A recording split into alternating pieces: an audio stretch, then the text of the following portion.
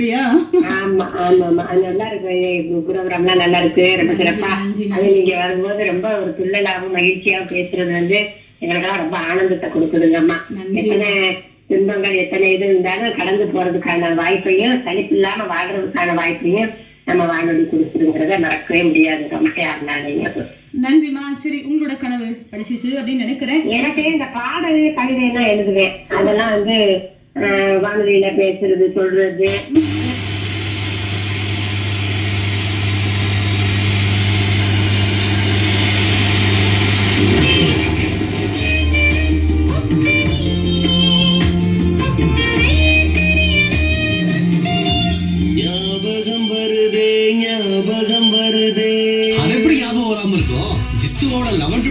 கேட்டா எல்லாமே ஞாபகம் வருமே. நீங்களும் கேளுங்க 11 to 2 show with Jithu only on 95 Mirchi. இது செம ஹாட் மிர்ச்சி.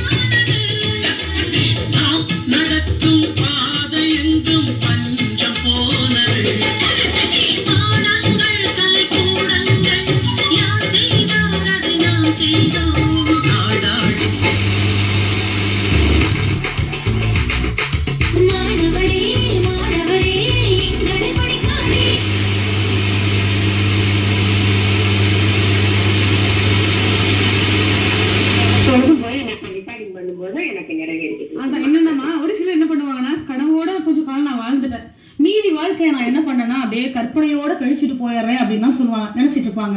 அவங்களுக்கு மத்தியில நீங்க என்ன சொல்லிருக்கீங்கன்னா, என்னோட கனவு இருக்கு, அந்த கனவு பழிச்சிருச்சு, மறுபடியும் கனவு பழிக்கும், அந்த மாதிரிலாம் சொல்றீங்க பாத்தீங்களா? சந்தோஷமா பெரிய பெரிய பெரிய கனவுலாம் இருக்கு. பாட்டெல்லாம் கொண்டு போய் விழிப்புணர்வு பாட்டு நிறைய எழுதியிருக்கேன். அதெல்லாம் உலகத்துக்கு ரீச் ஆக்கிட்டு தான் போகணும்.